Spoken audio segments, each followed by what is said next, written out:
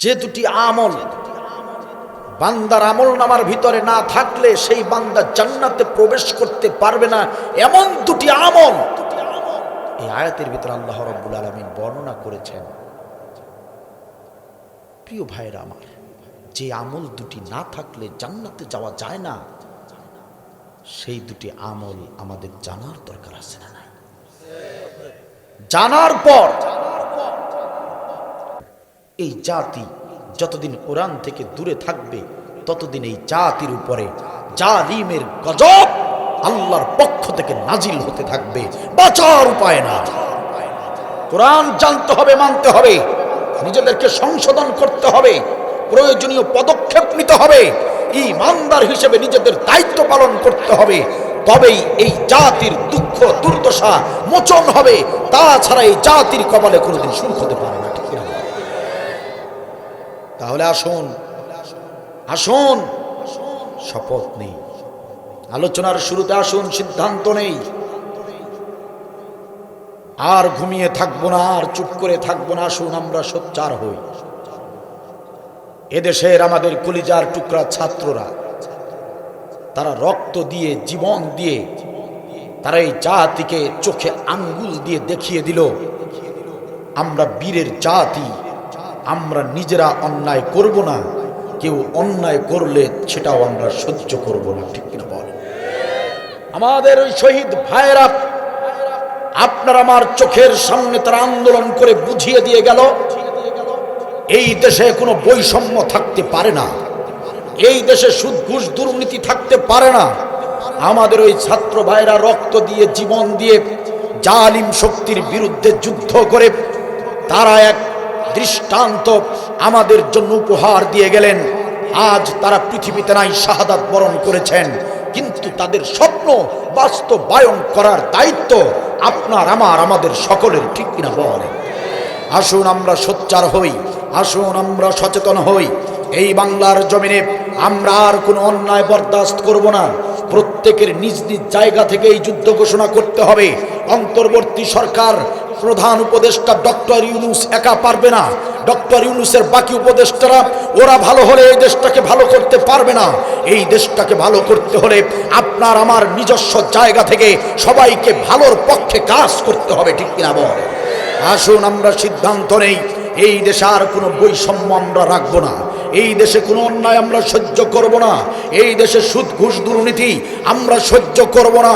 যেখানেই সুদ ঘুষ দুর্নীতি দেখব সেখানেই তাদেরকে আমরা প্রতিরোধ করব। যেখানে আমরা ইসলাম বিরোধী কর্মকাণ্ড দেখব সেখানে আমরা প্রতিরোধ করে তুলব। এই দেশটাতে কোনো জালিম যাতে নতুন করে ক্ষমতায় বসতে না পারে সেদিকে আমরা সোচ্চার থাকব। কথা বলেন ঠিক কিনা? সম্মানিত ভাইয়েরা আমার, এই দেশে যদি আবারও কোনো জালিম শাসক গোষ্ঠী কোমর সোজা করে, মাথা উঁচু করে যদি দাঁড়াতে চায়, ও হাতীবান্ধা উপজেলার মুসলমানেরা, তাহলে সিদ্ধান্ত নিন, আর কোনো জালিম যদি বাংলার জমিনে আমাদের এই ক্ষমতায়, দেশের ক্ষমতায় যদি বসতে চায়, আমরা আবার রংপুরের আবু সাইদের মতো করে, মুগ্ধর মতো করে আমরা রাজপথে ছুটে যাব। প্রয়োজনে বন্দুকের নলের সামনে বুক পেতে দেব, শরীরের সমস্ত রক্তবিন্দু আমরা জমিনে ঢেলে দেব, প্রয়োজনে শাহাদাতের নজরানা পেশ করব। একটা সেকেন্ডের জন্যেও এই বাংলার জমিনের ক্ষমতায় কোন জালিমকে বসাতে দেব না, বসাতে দেব না। কে কে একমত? দুহাত তুলে আল্লাহকে দেখা।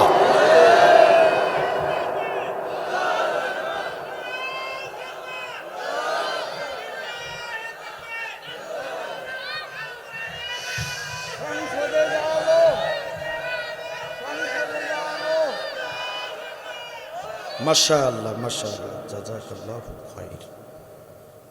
আল্লাহ তাআলা আপনাদেরকে কবুল করুন। শুধু ওয়াজ শুনবেন আর বাড়িতে যাবেন, আগেও যা ছিলেন এখনো তাই থাকবেন, তাহলে আগেও যেরকম পিঠে চাবুক পড়েছে সামনেও পড়বে। আগের মতো আর থাকতে চাই না, আমরা এই দেশটাকে পরিবর্তন করে দিতে চাই। রাজি আছেন? দেশটাকে যদি পরিবর্তন করতে চান, কোরআনুল কারীমের বিকল্প আর কোনো পথ আমাদের সামনে খোলা নাই, ঠিক কিনা বল? সম্মানিত ভাইয়েরা আমার, যে দেশে ভুয়া মুক্তিযোদ্ধার সংখ্যা 60,000, যে দেশে ভুয়া শিক্ষকের সংখ্যা 55,000, যে দেশে 230 কোটি টাকা প্রতি মাসে বেতন দিয়েছে জালিম সরকার, সেই দুর্নীতি সুদ ঘুষ যুক্ত বাংলাদেশটাকে যদি আদর্শ রাষ্ট্র হিসেবে তৈরি করতে চান, তাহলে বিকল্প আর কোনো পথ খোলা নাই, একটাবার কোরআনের সংবিধান দরকার।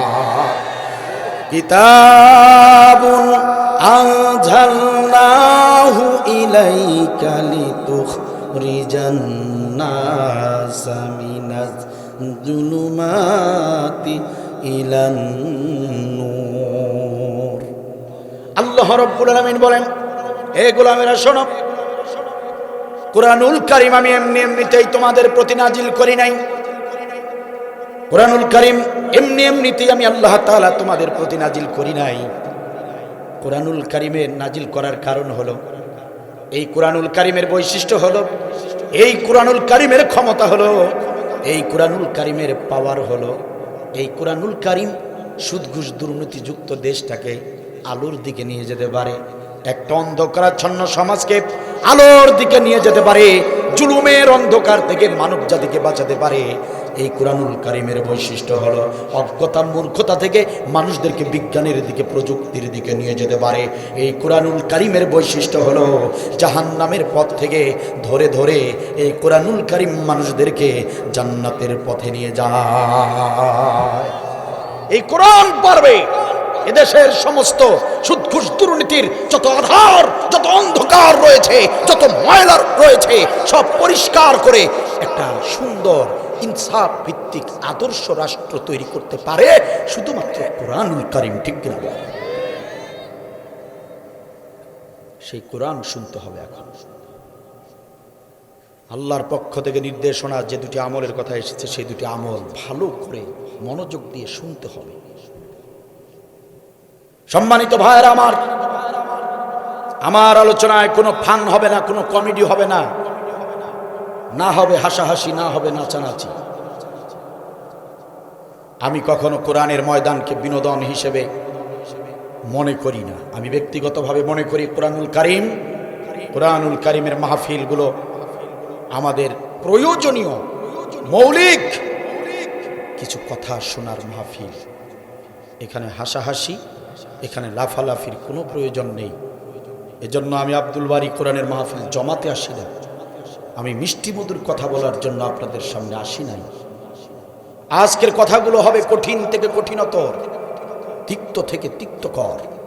আল্লাহ রাব্বুল আলামিন যেভাবে কোরআনুল কারীমে যে অনুভূতি নিয়ে, যে দৃষ্টিভঙ্গি নিয়ে কোরআনের যে আয়াতটি তিলাওয়াত করেছি, যে অনুভূতি নিয়ে আল্লাহ তাআলা নাজিল করেছেন, ঠিক একই অনুভূতি নিয়ে সেভাবেই আল্লাহর মতো করেই কথাগুলো হবে। এজন্য ধৈর্যের সঙ্গে কষ্ট করে আলোচনাগুলো শুনতে হবে। রাজি আছেন আপনারা?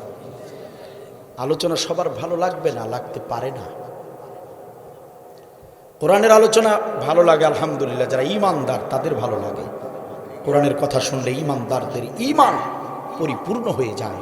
আর যাদের অন্তরে আছে নেফাকি, যারা মুনাফিক, কোরআনের কথা শুনলে তাদের কলিজা জ্বলে পুড়ে ছারখার হয়ে যায়। ঠিক কিনা বল? তাহলে বসে শুনুন, বেশি সময় আপনাদেরকে আমি কষ্ট দিব না ইনশাআল্লাহ। এখন থেকে 60 মিনিট কথা বলবো, এখন থেকে 60 মিনিট কথা বলবো ইনশাআল্লাহ তাআলা। আমার আলোচনা সবার সহ্য হবে না, আগেই বললাম। যারা ঈমানদার তাদের ভালো লাগবে, যারা বেঈমান মুনাফিক তাদের আজকের আলোচনা কিছুতেই ভালো লাগবে না। শুনতে রাজি আছেন? বীরের মতো করে জবাব দিতে হবে। রাজি আছেন? রাজি আছেন ভাইরা? হ্যাঁ, ভয়ের কোনো কারণ নেই। জালিমের শাসনামলে কোরআনের হক কথা বলার কারণে, ইসলামী আন্দোলন করবার কারণে কয়েকবার জেল খেটেছি আলহামদুলিল্লাহ। জেল খাটা বক্তা। জালিমের সময়ে হক কথা ছেড়ে দিয়ে কথা বলি নাই। এখন তো জালিম পালিয়ে হিন্দুস্তানে চলে গেছে। কথা কোনো সহজ হবে না, কঠিন কিছু কথা হবে আল্লাহর মতো করে। আল্লাহ যেভাবে বলতে চেয়েছেন সেভাবে বলার চেষ্টা করব। বলেন আমিন।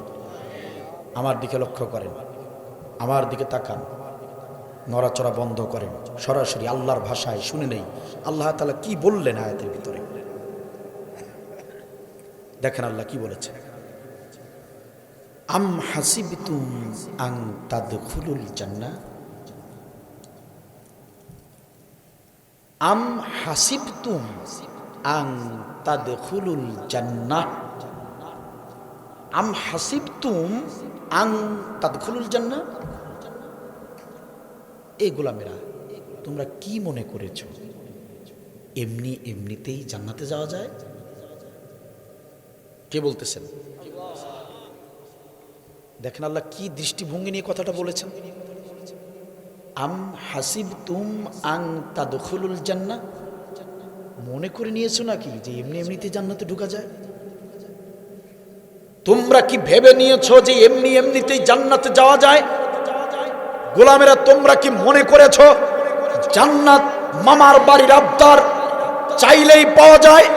তোমরা কি মনে করেছো জান্নাতটা শ্বশুর বাড়ির মধুর হাড়ি, গেলেই সেবা যত্ন পাওয়া যাবে? আম হাসিবতুম আন তাদখুলুল জান্নাহ, তোমরা কি মনে করেছো ইচ্ছা করলেই জান্নাতে ঢুকে যাওয়া যাবে? তোমরা কি মনে করেছো জান্নাতটা এত সস্তা জিনিস? ওয়ালাম্মা ইয়ালামিল্লাহুল লাযিনা জাহাদু মিনকুম, অথচ আমি আল্লাহ তোমাদেরকে জান্নাতে ঢুকানোর আগে দেখে নেব না তোমাদের আমল নামার ভিতরে জিহাদের আমল আছে কিনা? ইয়ালামিল্লাহুল লাযিনা জাহাদু মিনকুম, তোমরা পৃথিবীতে কারা কারা জিহাদ করেছিলে সেটা আমি দেখব না ভাবছো? কথা কার? আওয়াজ দিয়ে বলতে হবে, কথা কার? তোমরা ভাবছো এমনি এমনিতেই জান্নাতে যাবে, আমি কি দেখে নেব না? দুনিয়ার জীবনে নামাজ, রোজা, হজ, যাকাত, দান, সদাকা, পিতামাতার সেবা, প্রতিবেশীর হক, আত্মীয়তার হক, সব কিছু, সব আমলের ভিতরে জিহাদের আমলটা আছে কিনা এটা না দেখেই তোমাদেরকে জান্নাত দিব?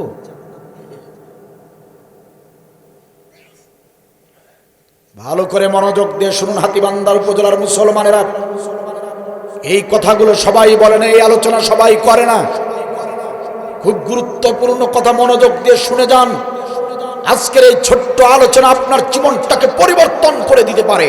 আজকের ছোট্ট আলোচনা আল্লাহর কাছে পছন্দ হয়ে গেলে কাল হাসরের ময়দানে নাজাত হয়ে যেতে পারে। আমার আল্লাহ বললেন, জিহাদ করেছো কিনা সেটা না দেখেই জান্নাত দিব? একটা আমল পাওয়া গেল। কয়টা আমল? ওয়া ইয়ালামাস সাবিরিন, আরেকটা আমল জেনে নিব তোমরা ধৈর্য ধরেছিলে কিনা। সুবহানাল্লাহ বলবেন না? আমল কয়টা পাওয়া গেল? কয়টা পাওয়া গেল? কথা আমার নাকি আল্লাহর? আল্লাহর না মিলে তো গুনাহ হয়, পাপ হয়, সব হয়। কই সবাই তো বললেন না। হাতীবান্ধার মুসলমানদের ব্যাটারি এত দুর্বল, তার চেয়ে যে ভাইজানের ব্যাটারি ঠিক আছে।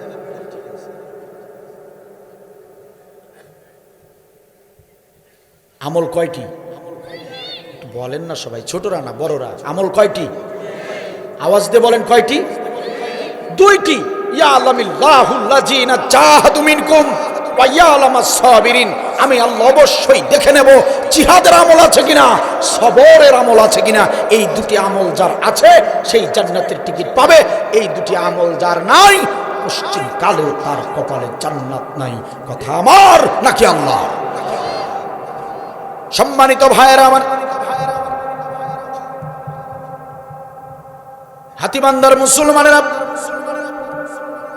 আপনাদের মনের ভিতরে প্রশ্ন আসতে পারে, কুরআনুল কারীমের ভিতরে এত বিষয় থাকতে হুজুর আপনি জিহাদের আলোচনা কেন শুরু করলেন? এত আয়াত থাকতে আপনি জিহাদের আয়াত কেন বাছাই করলেন আমাদের জন্য? জিহাদের আমলটা কি এমন আমল? জিহাদ নিয়ে আপনি ওয়াজ করতেছেন কেন, কি কারণে? এমন প্রশ্ন যদি আপনার মনের ভিতরে এসে থাকে, সম্মানিত ভাইয়েরা আমার, তাহলে শুনে নেন কেন আমি জিহাদের আলোচনা শুরু করলাম। এই কুরআনুল কারীম আমি যতটুকু গবেষণা করেছি, আমি যতটুকু রিসার্চ করেছি, সূরাতুল ফাতিহা থেকে শুরু করে সূরাতুন নাস পর্যন্ত আমি গবেষণা করে দেখতে পেয়েছি এই কুরআনুল কারীমের ভিতরে যত ফরজ আমল হিসেবে আল্লাহ রাব্বুল আলামিন যত আমল দিয়েছেন, সব আমলের বড় আমল হলো জিহাদ ফি সাবিলিল্লাহ। আমি এজন্য জিহাদের আমলের কথা এখানে বলতেছি, এই কারণে জিহাদের আলোচনা শুরু করেছি। সব ফরজের বড় ফরজের নাম হলো জিহাদ, সব আমলের বড় আমলের নাম হলো জিহাদ। কুরআনুল কারীম গবেষণা করে, রিসার্চ করে আমি দেখতে পেয়েছি যেখানেই জিহাদের কথা এসেছে সেখানেই বান্দার গুনাহ মাফের ঘোষণা এসেছে। সুবহানাল্লাহ বলে। যেখানেই জিহাদের কথা এসেছে সেখানেই বান্দা বান্দীদেরকে আল্লাহ রাব্বুল আলামিন জান্নাতের সুসংবাদ দিয়েছে। অন্য কোন আমলে এটা পাবেন না, অন্য কোন আমলে আপনি এটা পাবেন না। যেখানেই জিহাদের বর্ণনা সেখানেই গুনাহ মাফের ঘোষণা। বান্দা জিহাদ কর, গুনাহ মাফ করে দেব। চিল্লাবেন আল্লাহু আকবার। সম্মানিত ভাইয়েরা আমার, এই কুরআনুল কারীম, এই কুরআনুল কারীমের ভিতরে নামাজের কথা এসেছে 82 বার। এই কুরআনুল কারীমের ভিতরে রোজার কথা এসেছে 14 বার। এই কুরআনুল কারীমের ভিতরে হজ্জের নির্দেশ এসেছে মাত্র একবার। যাকাতের নির্দেশ 34 বার। আমি আবার বলছি, হাতিবান্দার মুসলমানরা মুখস্থ করে নেন, এই কুরআনুল কারীমে নামাজের নির্দেশ 82 বার, রোজার নির্দেশ 14 বার, হজ্জের নির্দেশ মাত্র একবার, যাকাতের নির্দেশ 34 বার। সেই কোরআনের ভিতরেই জিহাদের কথা এসেছে 917 বার। কয়বার? 917 বার। সম্মানিত ভাইয়েরা আমার, আপনারা 5 ওয়াক্ত নামাজ আদায় করেন। মুয়াজ্জিন যখন মসজিদে আজান দেয়, হাইয়া আলাস সালাহ, আপনার হাতে যত কাজ থাকুক না কেন, যত ঝামেলা থাকুক না কেন, আপনি সমস্ত কাজ ফেলে রেখে, সমস্ত কাজ, সমস্ত ব্যস্ততা থেকে নিজেকে হেফাজত করে মসজিদে দৌড়ে যান। আপনি সুন্দর করে জামাতে নামাজ আদায় করেন। আলহামদুলিল্লাহ, এটা মুমিনের একটি গুরুত্বপূর্ণ ইবাদত, ঠিক কিনা বল? সম্মানিত ভাইয়েরা আমার, 82 বারের নির্দেশের নামাজটা আপনি পড়লেন, নামাজের প্রতি আপনি যত্নবান হলেন। আলহামদুলিল্লাহ, ভালো কথা। প্রতি বছর একটা মাস, মাহে রমজান মাস, আল্লাহ রাব্বুল আলামিন রোজাকে ফরজ করে দিয়েছেন। সারাটা দিন না খেয়ে, সারাটা দিন বিভিন্ন অন্যায় পাপাচার অনর্থক কথাবার্তা থেকেও বিরত থাকতে হয়। হালাল স্ত্রীর সঙ্গেও মেলামেশা করা যায় না। এত কষ্ট করে আপনি একটা মাস না খেয়ে এত কষ্ট করে আপনি সিয়াম পালন করেন, রোজা পালন করেন। আলহামদুলিল্লাহ, এটাও ইসলামের একটা সুন্দর একটা বড় ধরনের ভিত্তি, ঠিক কিনা বলেন? আপনি 14 বারের ফরজ রোজাকেও আপনি যত্ন সহকারে পালন করেন। একবারের নির্দেশ হজ আপনার যার উপর ফরজ হয়ে যায়, আপনারা মক্কা মদিনায় গিয়ে হজ করে আসেন, আলহামদুলিল্লাহ, এটাও ভালো। যাকাত যখন কারো উপর ওয়াজিব হয়ে যায়, যাকাত আদায় করেন। মাত্র 34 বারের ফরজ, সেটার প্রতি আপনি যত্নবান হলেন, আলহামদুলিল্লাহ। ও মুসলমান ভাইরা, কুরআনুল কারীমের ভিতরেই ওই একই কোরআনে, অন্য কোনো কোরআনে নয়, একই কোরআনে আল্লাহ রাব্বুল আলামিন 917 বার যে জিহাদের কথা বললেন, আয়াতে আয়াতে, পরতে পরতে, পাতায় পাতায়, পৃষ্ঠায় পৃষ্ঠায় জিহাদ জিহাদ জিহাদ, আল্লাহ রাব্বুল আলামিন বারবার যে জিহাদের কথা বললেন, মুসলমানেরা সেই 917 বারের জিহাদের আমলটাকে যদি আপনি অবহেলা করেন, ওই জিহাদের আমলটাকে যদি অস্বীকার করেন, জিহাদের আমল যে করে তারে আপনার ভালো লাগে না, জিহাদের আন্দোলন যারা করে তাদেরকে আপনার সহ্য হয় না, জিহাদের আমল আপনার কিছুতেই ভালো লাগে না, জিহাদের আমল আপনি নিজেও করেন না, জিহাদের আমল যারা করে তাদেরকেও আপনি পছন্দ করেন না। এইভাবে যদি জিহাদের আমলকে অস্বীকার করেন, এভাবে যদি জিহাদের আমলকে অবহেলা করেন, আপনি আপনার বিবেককেই একটাবার জিজ্ঞাসা করে দেখেন, ওই নামাজ রোজা হজ জাকাত নিয়ে আপনি কখনো জান্নাতে যেতে পারবেন নাকি? করেন, আপনি আপনার বিবেককেই জিজ্ঞাসা করেন। 82 বারের নামাজের প্রতি আপনি এত যত্নশীল, 14 বারের রোজার প্রতি আপনি এত যত্নবান, একবারের হজের প্রতি আপনি এত যত্নবান, 34 বারের জাকাতের প্রতি আপনি এত যত্নবান, আপনি পিতামাতার সেবায় আপনি এত সুন্দর দায়িত্বশীল, কিন্তু 917 বারের যে ফরজ আমলটা আল্লাহর পক্ষ থেকে কোরআনে এসেছে, জিহাদ জিহাদ জিহাদ, জিহাদের আমল করো, সেই 917 বারের আমলটা যদি আপনি বাদ দেন, চাচা মিয়া ভালো করে শুনে রাখেন, আপনি যত বড় নামাজি হন, আপনি যত বারের হাজি হন, ওয়াল্লাহি আল্লাহর নামের কসম করে বলছি, জিহাদের আমলকে অবহেলা করলে আপনার নামাজ রোজা হজ যাকাত সব কিছু টোপলা বেঁধে জাহান্নামে যেতে হবে, বাঁচার উপায় থাকবে না। কথা আমার নয়, শাইখ শাফি আব্দুল বারী চাপার জোরের বক্তব্য দিতে কোথাও আসে না। জিহাদ, জিহাদের আমলকে আল্লাহ রাব্বুল আলামিন সবচেয়ে বেশি গুরুত্ব দিয়ে কোরআনে নাজিল করেছেন। কেন ভালো লাগে না? জিহাদের আমল করতে হবে, নির্দেশ কার? প্রশ্ন করবেন, হুজুর জিহাদ মানে কি? জিহাদ মানে বোমাবাজি করা, মারামারি করা নাকি? হাতীবান্ধার মুসলমানেরা ভালো করে মনোযোগ দেন। জিহাদ আরবি শব্দ, বাংলায় বলা হয় চেষ্টা করা, ইংরেজিতে বলা হয় ট্রাই। বাংলায় বলা হয় চেষ্টা করা, ইংরেজিতে ট্রাই, আরবিতে আল্লাহর ভাষায় সেটাকে বলা হয় জিহাদ। চেষ্টা করা, কি করা? শব্দ করবেন না ভাইরা, কি করা? চেষ্টা করা। ও আমার ভাইয়েরা, যদি প্রশ্ন করি, আপনারা যারা এখানে মাহফিলে এসেছেন, যদি চেষ্টা না করতেন মাহফিলে পৌঁছতে পারতেন নাকি? পারতেন? যারা কথা বলতেছেন ওনারা চেষ্টা ছাড়াই পৌঁছে গেছে নাকি? একটু সবাই জবান খুলে বলেন, চেষ্টা ছাড়া আসতে পেরেছেন নাকি? যারা বসে বসে আলোচনা শুনছেন, আলোচনা যখন শেষ হয়ে যাবে, বাসায় ফিরতে হবে, যদি চেষ্টা না করেন বাসায় পৌঁছতে পারবেন নাকি? আমার ভাইয়েরা, বাসায় যাবার পরে ভাবিরা যখন আপনাদের সামনে খাবার দিবে, খাবারের প্লেট যখন আপনার সামনে দিবে, ওই খাবার নিয়ে হাতে যদি এভাবে বসে থাকেন, চেষ্টা যদি না করেন, হাত দিয়ে চেষ্টা করে যদি খাবারটুকু মুখে তুলে না নেন, জিবরিল আমিন এসে আপনাকে খাওয়ায় দিবে নাকি? খাওয়াই দেবে? তাহলে খাইতেও চেষ্টা করতে হয়, ঠিক কিনা বলেন?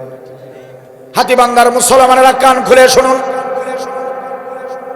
তাহলে উঠতে বসতে খাইতে শুইতে এমন ছোট ছোট কাজ করতে গিয়ে যদি চেষ্টার প্রয়োজন হয়, ও মুসলমানেরা ভালো করে বুঝে যান কথাগুলো, উঠতে বসতে শুইতে খাইতে এমন ছোট ছোট কাজ করতে গিয়ে যদি চেষ্টার প্রয়োজন হয়, আল্লাহর এই জমিনে আল্লাহর কোরআনের বিধানকে কায়েমের জন্য, আল্লাহর জমিনে আল্লাহর দ্বীনকে কায়েমের জন্য চেষ্টা করার প্রয়োজন আছে না নাই? আল্লাহ সেই কথাই বলতেছেন, জিহাদ, চেষ্টা চেষ্টা চেষ্টা। আরে গোলাম, চেষ্টা কর, চেষ্টা কর, আমার জমিনে আমার কোরআনের বিধানটাকে সংসদে পাঠানোর চেষ্টা করা তোদের উপর ফরজ করে দিয়েছি। চেষ্টা করার দায়িত্ব তোদের, চেষ্টা করার দায়িত্ব তোদের, দায়িত্ব শুধু চেষ্টা চেষ্টা, জিহাদ জিহাদ, চেষ্টা করার দায়িত্ব তোদের। দিন কায়েম হবে কি হবে না সেই দায়িত্ব আমি আল্লাহর। দিন কায়েম হলেও তোদের সমস্যা নাই, না হলেও তোদের সমস্যা নাই, তোদের কাজ চেষ্টা করা, তোরা চেষ্টা চালা। কথা কি বোঝা যায়? চেষ্টা করতে হবে, চেষ্টা করা আমাদের পক্ষে। তারপর দিন কায়েম হবে কি হবে না এটা উনার ব্যাপার। কার ব্যাপার? খারাপ লাগছে আপনাদের? আমার দিকে লক্ষ্য করেন মুসলমানেরা। নবী সাল্লাল্লাহু আলাইহি সাল্লাম বলেন, উটের দুধ দহন করার মতো সামান্য সময়, উটের দুধ দহন করতে যতটুকু সময় লাগে, এতটুকু সময় যদি কোনো ব্যক্তি দিন কায়েমের আন্দোলনে, জিহাদের পথে এতটুকু সময় যদি কোনো ব্যক্তি ব্যয় করে, আমি বিশ্ব নবী ঘোষণা করলাম ওই ব্যক্তির জন্য জান্নাত ওয়াজিব হয়ে যায়। কি মনে করলেন এটা সস্তা কোনো কথা? উটের দুধ দহন করতে যতটুকু সময় লাগে, এইটুক সময় যদি কেউ দিন কায়েমের আন্দোলনে অর্থাৎ জিহাদের পথে যদি ব্যয় করে, তার জন্য জান্নাত ওয়াজিব হয়ে যায়। ওসমান রাদিয়াল্লাহু তাআলা আনহু থেকে বর্ণিত হাদিস, রাসূলুল্লাহ সাল্লাল্লাহু আলাইহি ওয়াসাল্লাম বলেন, মান রাবাতা লাইলাতান ফি সাবিলিল্লাহ কানাত কা আলফি লাইলাতিন সিয়ামুহা ওয়া কিয়ামুহা। ভালো করে মনোযোগ দিয়ে কথাগুলো শুনতে হবে। নড়াচড়া হচ্ছে, নড়াচড়া বন্ধ করেন। আল্লাহর কোরআনের মাহফিলে বেয়াদবি করবেন না। গজব কোন দিক থেকে আসবে নিজেও টের পাবেন না। ভালো করে মনোযোগ দিয়ে শুনেন। রাসূলুল্লাহ সাল্লাল্লাহু আলাইহি ওয়াসাল্লাম কি কথাটা বললেন? মান রাবাতা লাইলাতান ফি সাবিলিল্লাহ। বিশ্বনবী বলেন, কোন ব্যক্তি যদি হাজার দিন যদি না খেয়ে রোজা রাখে, সেই সঙ্গে হাজার রাত দাঁড়িয়ে দাঁড়িয়ে যদি নামাজ আদায় করে, ওই ব্যক্তি যতটা সওয়াব পাবে, হাজার দিন রোজা, সেই সঙ্গে হাজার রাত দাঁড়িয়ে দাঁড়িয়ে নামাজ আদায় করলে ওই ব্যক্তি যতটা সওয়াব পাবে, একটা রাত, মান রাবাতা লাইলাতান ফি সাবিলিল্লাহ, দিন কায়েমের পথে একটা রাত যদি কোনো ব্যক্তি, একটা রাত জিহাদের পথে যদি কোনো ব্যক্তি একটা রাত জাগ্রত থাকে, নবী বলেন ওই হাজার দিনের রোজা, হাজার রাতের ওই নামাজ পড়া ব্যক্তির চেয়েও এই একটা রাত জিহাদের পথে জেগে থাকা এই ব্যক্তির আমল নামায় বেশি সওয়াব দান করা হয়। চাপার জোরের কথা বলতে আসি নাই। মান রাবাতা লাইলাতান ফি সাবিলিল্লাহ কানাত কালফি লাইলাতিন, আলফি হাজার, আলফি লাইলাতিন সিয়ামুহা কিয়ামুহা। সিয়াম হাজার দিনের রোজা, আর কিয়াম দাঁড়িয়ে দাঁড়িয়ে রাত ভর 1000 রাত নামাজ পড়লে যে সওয়াব, জিহাদের পথে একটা রাত আপনি জাগ্রত থাকলে হাজার দিনের রোজা, হাজার রাতের নামাজের চেয়েও বেশি সওয়াব। হাদিসের রাবি কে? এই হাদিসের রাবি উসমান রাদিয়াল্লাহু তাআলা আনহু। সম্মানিত ভাইয়েরা আমার দিকে লক্ষ্য করেন। ইসলামী আন্দোলনকে আল্লাহ রাব্বুল আলামিন এভাবে ফরজ করে দিয়েছেন, দলের মাধ্যমে দিনকে প্রতিষ্ঠিত করতে হবে। আল্লাহ রাব্বুল আলামিন এমনিতেই ফরজ করেন নাই। আমরা এমনিতেই জানবাজি রেখে রিস্ক নিয়ে এই আলোচনাগুলো করি না। বিগত 15 বছর, 16 বছর আমরা যারা জিহাদের কথাগুলো বলেছি, আমাদের উপরে নির্যাতন চালানো হয়েছে। আমাকে তিনবার জেলের ভিতরে ঢুকিয়ে দেওয়া হয়েছে। আমাকে চোখ বেঁধে নির্যাতন করা হয়েছে। আমাকে বারবার প্রশ্ন করা হয়েছে, হুজুর আপনার কাছে অস্ত্র আছে কয়টা বলেন। সম্মানিত ভাইয়েরা আমার, এই জিহাদের আমলের এত মর্যাদা কেন? মিশকাত শরীফ খুলে দেখেন, 336 পৃষ্ঠায় হাদিসটা পেয়ে যাবেন। হযরতে আয়েশ রাদিয়াল্লাহু তাআলা আনহু থেকে বর্ণিত হাদিস। ও হাতিবান্দার মুসলমানেরা মনোযোগ দিয়ে শোনেন। আল্লাহর নবীর দরবারে একদিন সকালবেলা একজন সাহাবী এসে খবর দিলেন, ইয়া রাসূলুল্লাহ, ইয়া হাবিবাল্লাহ, আপনার হাতে হাত রাখা কালেমা পড়া একজন মুসলিম, আপনার একজন সাহাবী, ওই যে বিশাল মরুভূমির ওপারে যার বাড়ি, ওই ব্যক্তি গতকাল রাতে ইন্তেকাল করেছেন। অনেক দূরে তার বাড়ি, বিশাল মরুভূমি পাড়ি দিতে হয়। বিশাল ওই দূরের আপনার যে সাহাবী, একদিন আপনার কাছে এসে মুসলিম হয়েছিল, ইসলাম গ্রহণ করেছিল। গত রাতে উনি মারা গিয়েছেন। নবী আমার বললেন, সাহাবীরা কে কোথায় আছো? হে আবু বকর, হে ওসমান আলী, কোথায় আছো? চলো চলো, আমার সাহাবী মারা গিয়েছে, সাহাবীর জানাজা নামাজে যাব। আল্লাহর নবীর একটা অভ্যাস ছিল, আপনার আমার নবীর একটা বৈশিষ্ট্য ছিল, যদি কোনো সাহাবী মারা যেতেন, নবী সেই সাহাবীর জানাজার ইমামতি নিজে করার চেষ্টা করতেন। সুবহানাল্লাহ বলেন। কারণ নবী জানেন, আমি হাবিবাল্লাহ, ইসলাম গ্রহণ করলে কেউ জান্নাতে যেতে পারে না। আপনার থেকে আমরা যতটুকু ইলম অর্জন করেছি, ইসলাম গ্রহণ করলেই জান্নাতে যাওয়া যায় না, নেক আমলের প্রয়োজন হয়। কিন্তু আপনার এই সাহাবীর কোনো নেক আমল নাই, একটা জাহান্নামী সাহাবীর জানাজার ইমামতি আপনি করবেন, এটা হতে পারে না। আপনি জান্নাতি নবী হয়ে জাহান্নামী একজন ব্যক্তির জানাজার ইমামতি করবেন, এটা আপনার জন্য শোভনীয় হতে পারে না। কথা ঠিক কিনা বলেন? এ তো জাহান্নামী। কেন? যে ইসলাম গ্রহণ করেছে ঠিক, জীবনে ভালো আমল করে নাই। রাসূল আপনি তো জানেন না, আমরা জানি, কারণ আমরা তার প্রতিবেশী। আপনি এক কাজ করুন, ইয়া রাসূলুল্লাহ, আপনি আবু বকর আছে, ওমর আছে, আপনার সাহাবীদের ভিতর থেকে একজনকে দিয়ে তার জানাজার ইমামতি করান। কারণ জাহান্নামী ব্যক্তির জানাজার ইমামতি জান্নাতি নবীর পড়ানো উচিত হবে না। কথা কি বুঝতেছেন? আমার পরামর্শ কি বুঝতে পেরেছেন?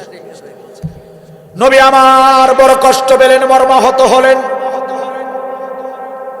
আমার সাহাবী ভালো আমল করে নাই, আরে না জানি আমার সাহাবীটা জাহান্নামে চলে যাবে। ব্যথিত হৃদয় নিয়ে বিশ্বনবী বললেন, আবু বকর, ওসমান আলী, এসেই যখন পড়েছি ফিরে যেতে চাই না, চলো মৃত ব্যক্তির বাড়ির ভিতরে যাই। সাহাবীদেরকে নিয়ে বিশ্বনবী বাড়ির ভিতরে ঢুকলেন, গিয়ে দেখলেন সব আয়োজন কমপ্লিট, এখন শুধু জানাজাটা বাকি। জানাজা হবে আর দাফন করা হবে।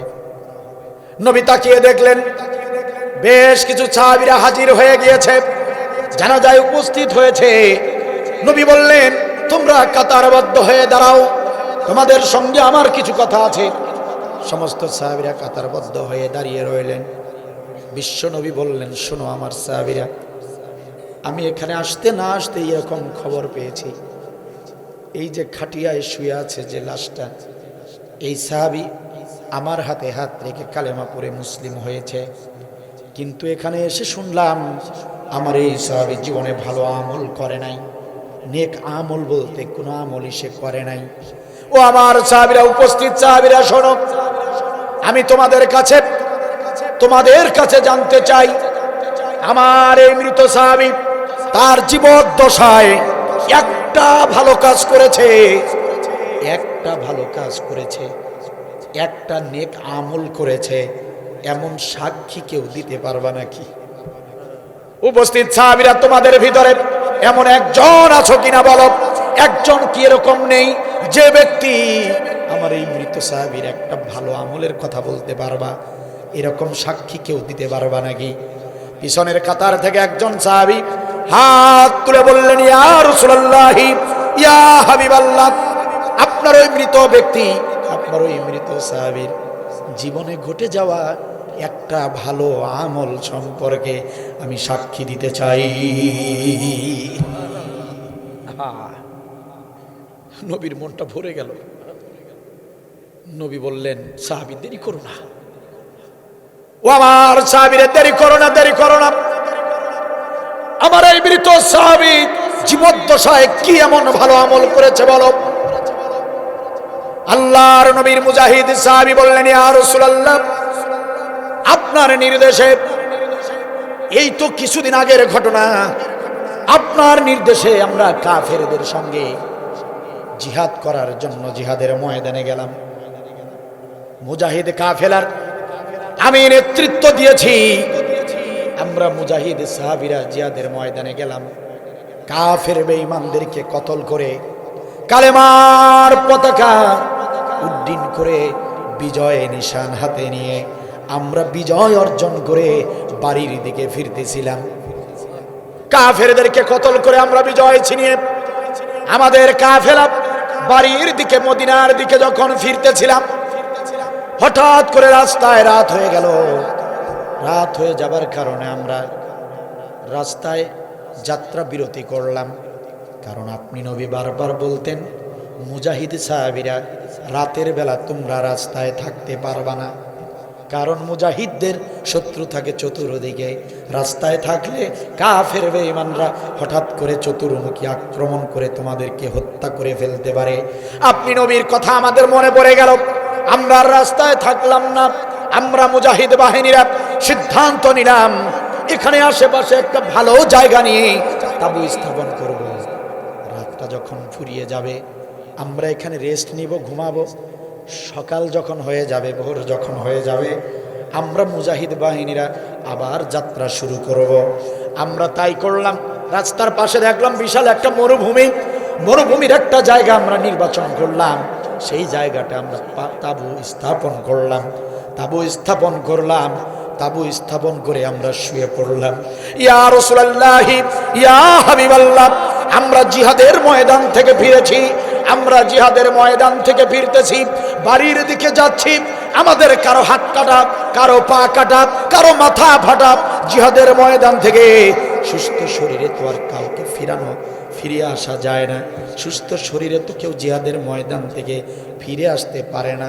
আমরা সবাই অসুস্থ, আমরা সবাই আহত। আমরা শুয়ে পড়লাম। আমরা আহত মানুষ, অসুস্থ মানুষ, তাঁবুর নিচে শুয়ে পড়লাম। ঘুম ঘুম ভাব যখন চলে এসেছে, আমরা শুনতে পেলাম পাশে একটা বিশাল পাহাড়, বিশাল এক জঙ্গল।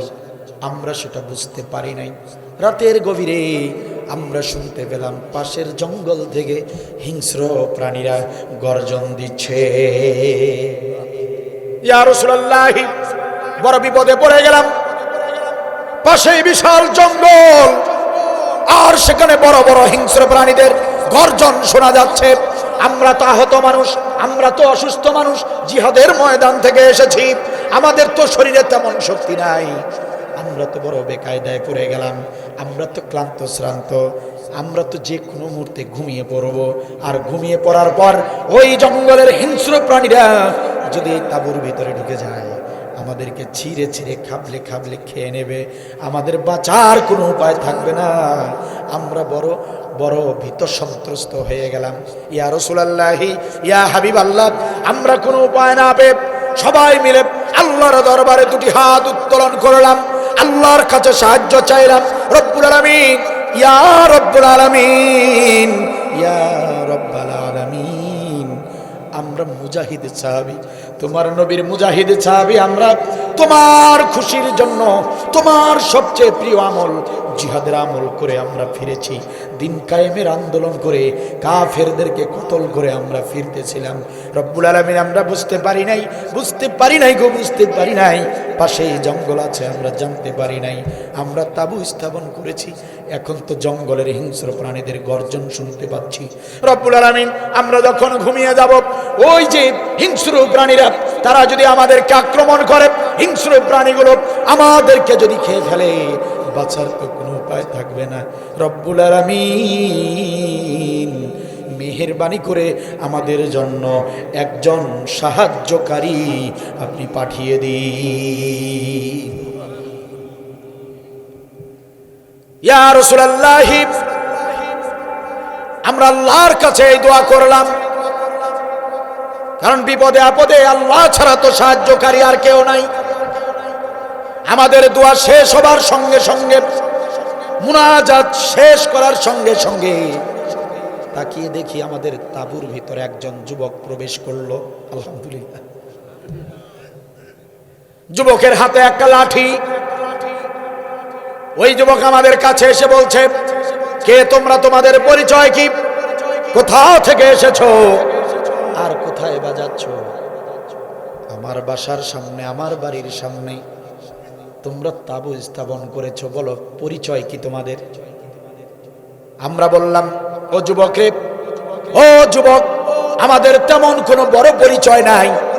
আমাদের পরিচয় হলো আমরা বিশ্ব নবীর সাহাবী। জিহাদের ময়দান থেকে যুদ্ধ করে বিজয় অর্জন করে ফিরেছি। ইয়া রাসূলুল্লাহ, ইয়া হাবিবাল্লাহ, আমরা যখন এই পরিচয়টা দিলাম, ওই যে হাতে লাঠি, ওই যুবক এই পরিচয় শুনে মুস্কি হাসি দিল। মুস্কি হেসে দিয়ে ডাক দিয়ে বলে, বিশ্বনবীর মুজাহিদ সাহাবীরা, ও বিশ্বনবীর মুজাহিদ সাহাবীরা, চিন্তা করো না, হতাশ হও না, চিন্তার কোনো কারণ নাই।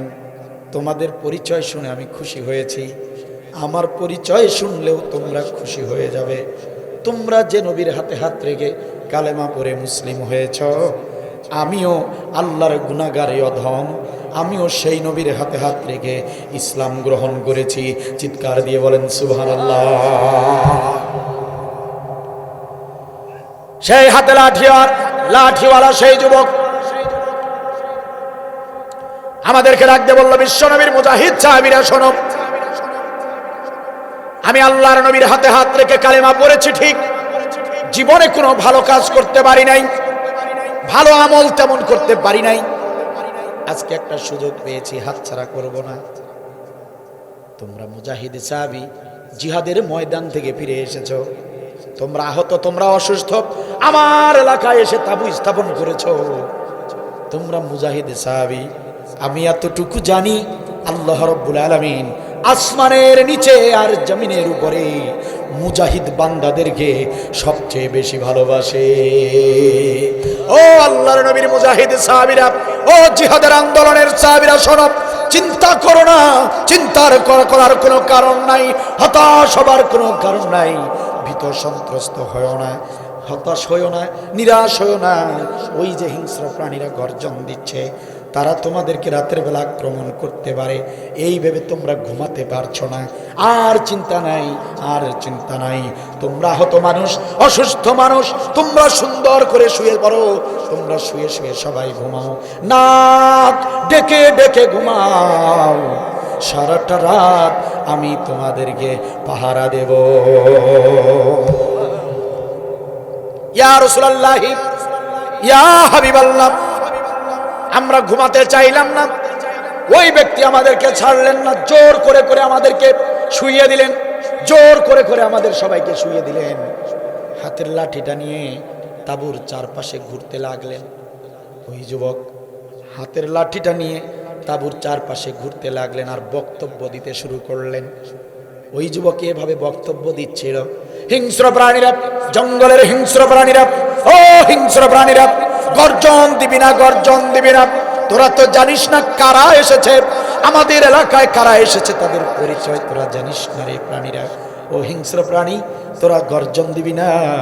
যারা এসেছে মরুভূমিতে, যারা তাঁবু স্থাপন করেছে, তারা সাধারণ মানুষ নয় রে, তারা সাধারণ মানুষ নয়, তারা বিশ্ব নবীর সাহাবী, জিহাদের ময়দান থেকে ফিরেছে। চিৎকার দিয়ে বলেন সুবহানাল্লাহ। হিংস্র প্রাণীরা, খবরদার গর্জন দিবি না।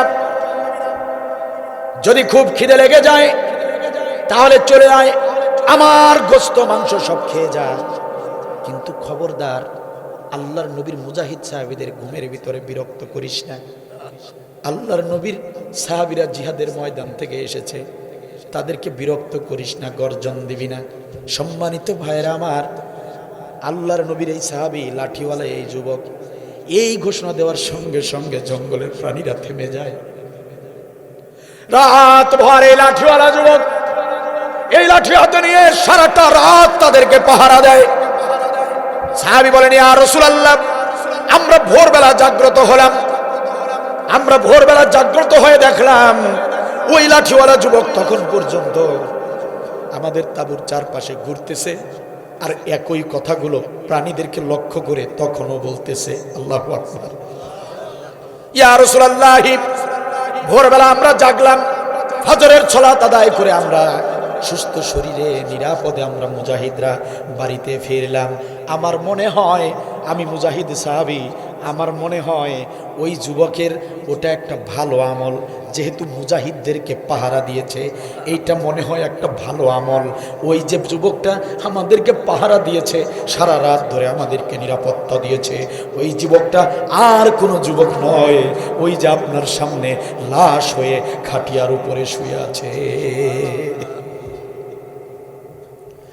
নবী আমার বললেন, সাহাবীরা সবাই কাতারবদ্ধ হও, এই সাহাবীর জানাজার ইমামতি আমি নবী করব। আল্লাহু আকবার। সাহাবীর কি খুশনসিব, বিশ্ব নবী সাহাবীর জানাজার ইমামতি নিজে করলেন। হাতীবান্ধা উপজেলার মুসলমানেরা কান লাগিয়ে শুনুন, বিশ্ব নবী তার জানাজার ইমামতি শুধু করলেন না, জানাজা শেষ করে জানাজার ইমামতি করার পর নবী সাল্লাল্লাহু আলাইহি ওয়াসাল্লাম সাহাবীর লাশ নিজের কাঁধে বহন করলেন। এমন খুশনসিব কয়জনের হয়? হাতীবান্ধা উপজেলার মুসলমানেরা, একান্ত আপনজনেরা আমার লাশ নিজ কাঁধে করে নিয়ে কবরের কাছে আসলেন। নবী সাল্লাল্লাহু আলাইহি ওয়াসাল্লাম লাশ নিয়ে নিজে কবরে নামলেন। নিজে কবরে নেমে লাশটাকে সুন্দর করে শুইয়ে দিলেন। মৃত সাহাবীর কাফনের কাপড়টা খুলে নবী সাল্লাল্লাহু আলাইহি ওয়াসাল্লাম মৃত সাহাবীর কপালে চুমা দিলেন। কি খুশনসিব মুসলমান, মৃত সাহাবীর কপালে চুমা দিলেন। নবী আমার চুমা দিয়েই ক্ষান্ত হলেন না, কবরটা সম্পাদন করলেন। বালিয়ার পাথরগুলো দিয়ে কবরটা পরিপূর্ণ করে দিলেন। কবরটা সম্পাদন করার পরে আপনার আমার নবী কি করলেন দেখুন। কবরের মাঝখানে এভাবে ডান হাত রাখলেন। আমার দিকে লক্ষ্য করেন হাতীবান্ধা উপজেলার মুসলমানেরা, একটা হাদিস জীবনের মোড় পাল্টিয়ে দিতে পারে আমার ভাইয়েরা। নবীর ডান হাত কবরের মাঝখানে রাখলেন। নবীর ডান হাত, ওই মৃত ব্যক্তি জীবনে নামাজ রোজা হজ জাকাত কিচ্ছু করে নাই, এই কবরের মাঝখানে ডান হাতটা রাখলেন। ডান হাত রেখে নবী বলতে শুরু করলেন, ইন্না সাহাবাকা ইয়াজুন্নুনা আন্নাকা মিন আহলিন নার ওয়া আনা আশহাদু আন্নাকা ওয়া আনা আশহাদু আন্নাকা ওয়া আনা আশহাদু আন্নাকা মিন আহলিল জান্নাহ। আল্লাহু আকবার। নবী আমার কবরের উপরে হাত রেখে বললেন, ইন্না সাহাবাকা ইয়াজুন্নুনা আন্নাকা মিন আহলিন নার।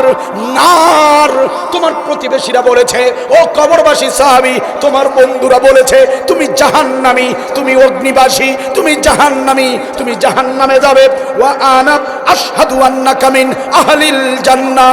আর আমি নবী, আমি বিশ্ব নবী, তোমার কবরে হাত রেখে সাক্ষী দিলাম, সাক্ষী দিলাম আহলিল জান্নাহ, তুমি বিনা হিসাবে জান্নাতি।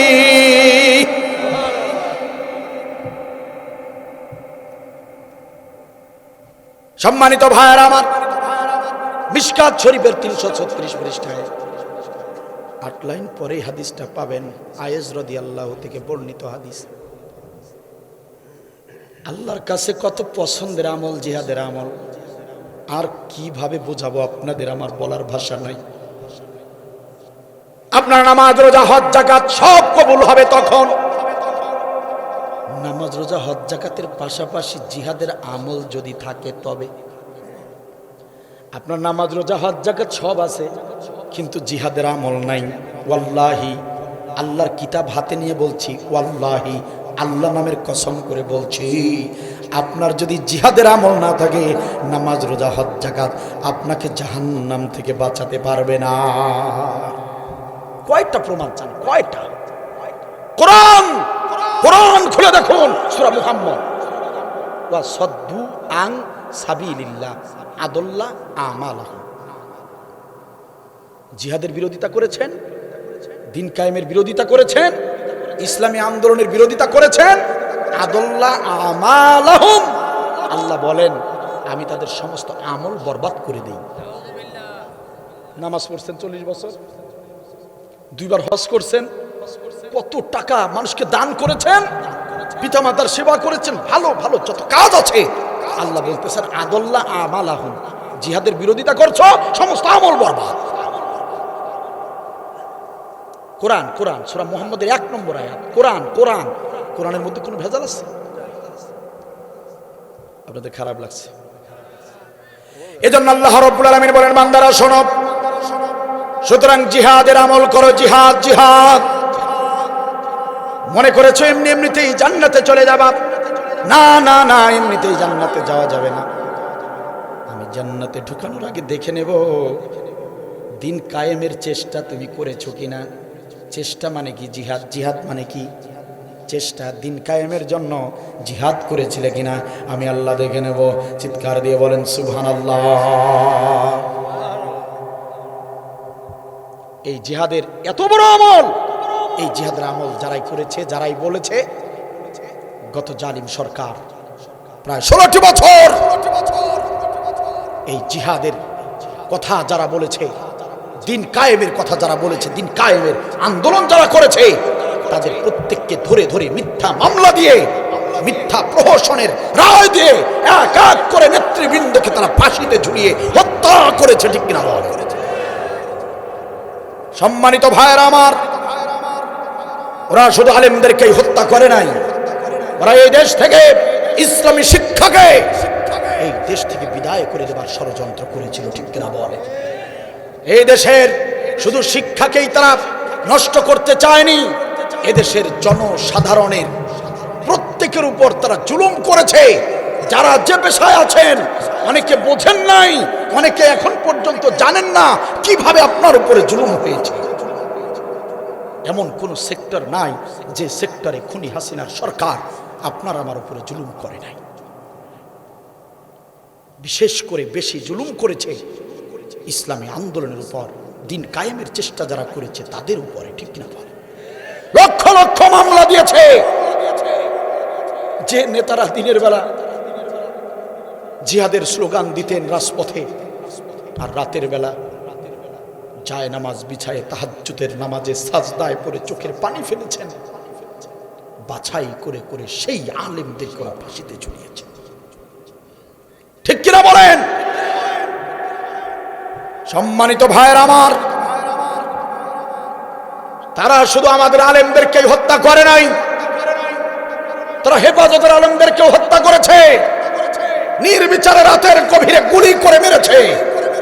তারা পিলখানার জমিনে, পিলখানার বড় বড় অফিসার, সেনা অফিসার যারা যারা দেশপ্রেমিক ছিলেন, যারা আল্লাহ ভীরু ছিলেন, তাদেরকে বাছাই করে করে পরিকল্পনা করে তাদেরকেও হত্যা করেছে। ঠিক কিনা বল? সবশেষে বিদায় হবার আগে জালিমদের শেষ সময়ে এসে আপনার আমার, আমাদের সকলের প্রিয়, আমাদের হৃদয়ের স্পন্দন, সারা বিশ্বের মুসলমানদের কলিজার টুকরা আল্লামা সাঈদী রহমাতুল্লাহ আলাইহিকে নাটকীয়তার মাধ্যমে ষড়যন্ত্র করে মেডিকেলে এনে ইনজেকশন পুশ করে মেডিকেল কিলিং করেছে। ঠিক কিনা বল? হাতীবান্ধার এই তাফসীর মাহফিল থেকে আমরা অন্তর্বর্তী সরকারকে স্পষ্ট ভাষায় জানিয়ে দিতে চাই, অন্তর্বর্তী সরকারের প্রধান ডক্টর ইউনূসকে বলতে চাই, আপনি কোমর সোজা করুন, আপনি কোমর সোজা করে নিজেকে একটু শক্ত করে ক্ষমতায় ভালো করে বসুন। আপনি কেন দুর্বল হচ্ছেন?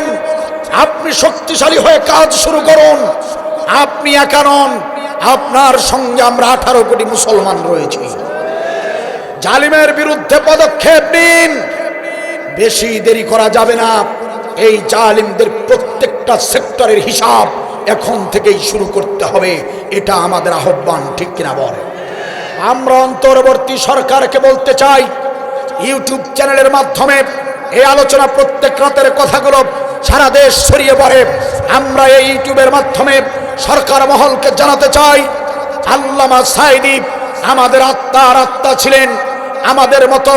আমাদের মতো হাজার হাজারকে যদি হত্যা করা হতো আমাদের এত কষ্ট লাগতো না, কিন্তু আল্লামা সাঈদীকে তারা হত্যা করে তার চেয়ে বেশি কষ্ট আমাদেরকে দিয়েছে। ঠিক কিনা বলে? আমরা অন্তর্বর্তী সরকারকে জানাতে চাই, আল্লামা সাঈদী হত্যার সঙ্গে যারা জড়িত তারা একজনও যেন রেহাই পায় না, তারা যেন বাংলার জমিন থেকে পালাতে না পারে, সে ব্যাপারে আপনাকে সোচ্চার ভূমিকা রাখতে হবে। আমরা অন্তর্বর্তী সরকারকে বলতে চাই, ব্যারিস্টার সুমনকে গ্রেপ্তার করা হয়েছে, ওই কুলাঙ্গার যেন কিছুতেই জামিন না পায়, সে ব্যাপারে আপনাকে সজাগ থাকতে হবে। আমরা অন্তর্বর্তী সরকারকে বলতে চাই, ডাক্তার জামান যার তত্ত্বাবধানে আমাদের সাঈদীকে রাখা হয়েছিল, সেই ডাক্তার জামান যেন বাংলাদেশ থেকে পালিয়ে হিন্দুস্তানে যেতে না পারে, এ ব্যাপারে আপনাকে নজরদারি রাখতে হবে, ঠিক কিনা বলেন? আমরা দ্ব্যর্থহীন কণ্ঠে বলতে চাই, আল্লামা সাঈদীর বিচার যদি, আল্লামা সাঈদী হত্যার বিচার যদি দ্রুত গতিতে বাংলার জমিনে না হয়, তাহলে আমরা প্রয়োজনে কৃষিক্ষেত ছেড়ে দিয়ে একদিনের জন্য রাজপথে চলে যাব। আমাদের ব্যবসা বাণিজ্য দোকানপাট বন্ধ করে আমরা রাজপথে যেতে বাধ্য হব। আমাদের চাকুরি বাকুরি অফিস আদালত বন্ধ করে আমরা রাজপথে যেতে বাধ্য হব। আমরা জিহাদ ঘোষণা করতে বাধ্য হব। আমরা রাজপথে নেমে রক্ত দিয়ে জীবন দিয়ে হলেও আল্লামা সাঈদী হত্যার বিচার আমরা করবই। কারা কারা রাজি আছো? দুহাত তোলা দেখা।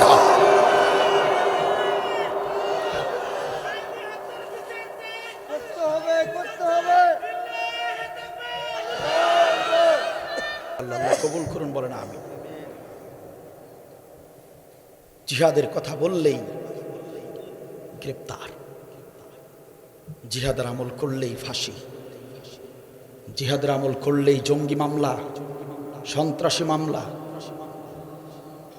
15টা বছর 16টা বছর জালিমরা এইভাবেই জুলুম করেছে আমাদের উপরে, ঠিক না বলে? শেষে আমাদের হীরের টুকরা ছেলেরা, ছাত্ররা, কি অপরাধ তাদের, নির্বিচারে পাখির মতো গুলি করে মেরেছে। 5 আগস্টে যদি পতন না হয়, আর 2 দিন পরে যদি পতন হয়, আমাদের দেশে আরো 2-4 হাজার ছাত্রদেরকে তারা হত্যা করত।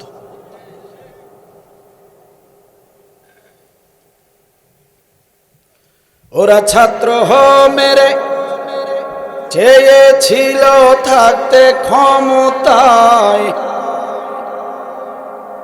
ওরা আলেম মেরে চেয়েছিল থাকতে ক্ষমতায়, থাকিতে পারে নাই। আলেমরা পালায় না, জালেম পালায়। আলেমরা তো পালায় না, জালেম পালায়, ঠিক কিনা বলেন? আমার দেশের জনগণ 5 আগস্টে হয়ে গেল জালিমের পতন। আমার দেশের জনগণ 5 আগস্টে হয়ে গেল জালিমের পতন। ওরা ছাত্র মেরে চেয়েছিল থাকতে ক্ষমতায়, ওরা আলেম মেরে চেয়েছিল থাকতে ক্ষমতায়, থাকিতে পারে নাই। আলেমরা পালায় না, জালেম পালায়। আলেমরা তো পালায় না, জালেম পালায়, ঠিক কিনা? সময় ছিল 45 মিনিট, গণভবন না ছাড়িলে হইতো রে ফিনিশ, ঠিক কিনা বলেন? সময় ছিল 45 মিনিট, গণভবন না ছাড়িলে হইতো রে ফিনিশ। ইঁদুরের গর্ত নাই, পালাবে কোথায়, ঠিক কিনা বলেন? ইঁদুরের গর্ত নাই, পালাবে কোথায়? তাই দিল্লি চইলা যায়। আলেমরা তো পালায় না, জালেম পালায়। আলেমরা তো পালায় না, জালেম পালায়, ঠিক কিনা বলেন? এত নির্যাতন হলো আলেমদের উপর, এতগুলো আলেমকে ফাঁসি দেওয়া হলো। কিরে ভাই, একটা আলেমকে ফাঁসি দিলেই তো বাকি আলেমদের পালানোর কথা ছিল, কি পারতাম না? 2-4 জনকে যখন গ্রেপ্তার করেছে তখন তো বাকি আমরা তো সবাই পালাতে পারতাম। কই একজন আলেমও কি পাকিস্তানে পালিয়ে গিয়েছে? কোনো তথ্য নেই আপনাদের কাছে এরকম? কোথাও পাইছেন এরকম খবর? পাইছেন একজন আলেম পাকিস্তানে পালিয়েছে এরকম কোনো খবর আছে? তাহলে বোঝা গেল ওরা আমাদেরকে পাকিস্তানের রাজাকার বলেছে, গোটা জাতি জেনে গেল আমরা পাকিস্তানের রাজাকার ছিলাম না। ঠিক কিনা বলেন? আমাদেরকে পাকিস্তানের দালাল বলতো ওরা। আজ প্রমাণ হয়ে গিয়েছে আমরা পাকিস্তানের দালাল নই। সেই সাথে এটাও পরিষ্কার হয়ে গিয়েছে, তোমরা যেহেতু জায়গা না পেয়ে হিন্দুস্তানে পালিয়েছো, তাতে এটাও প্রমাণ হয়েছে তোমরাই ছিলে হিন্দুস্তানি রাজাকার, তোমরা হচ্ছে হিন্দুস্তানি দালাল। ঠিক কিনা বলেন?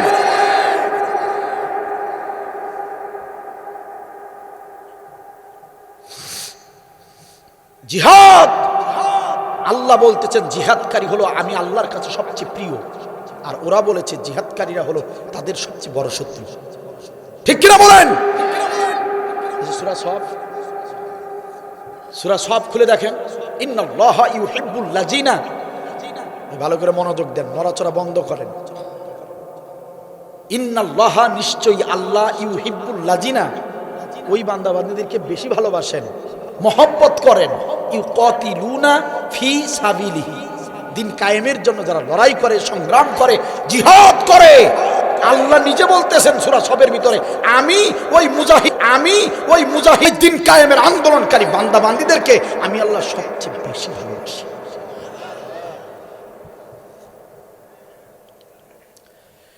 সম্মানিত ভাইয়ের আমার, রাত তো অনেক হয়ে গেছে, আমার আলোচনা সবার হজম হবে না ভাই। নবী সাল্লাল্লাহু আলাইহি ওয়াসাল্লাম দাওয়াত দিলেন 13 বছর মক্কার জমিনে। আবু জাহেল, আবু লাহাব এত আলোচনা শুনলো কিন্তু ইসলাম গ্রহণ করে নাই, আরো বাঁকা পথ ধরছে। সবার ভালো লাগবে না, নবীর ভালো লাগে না এই কথাগুলো। সুলসুলা কথা বললে ভালো লাগতো, খুব মজা লাগে। কথা কি বোঝা যায়? উমরের মতো যারা, তারা নবীর হাতে হাত রেখে কালেমা পড়ে মুসলমান হয়েছেন কোরআনের কথা শুনে। ঠিক না বলে? মুফাসসিরিনে কেরামগণ বলেন, ইসলামী আন্দোলন যারা করবে, জিহাদের আমল যারা করবে, ইসলামী দল যারা করবে, ওই ব্যক্তির ভিতরে যদি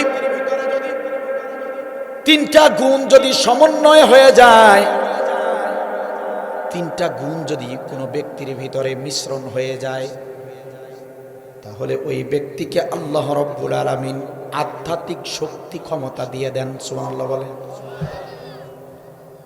মুজাহিদ বান্দা বান্দির ভিতরে দিন কায়েমের আন্দোলন করে এমন কোন ব্যক্তি, তার ভিতরে যদি তিনটি গুণ পাওয়া যায়, মুফাসসিরিনে কিরামগণ বলেন আল্লাহ তাআলা তাকে কিছু আধ্যাত্মিক ক্ষমতা দান করেন।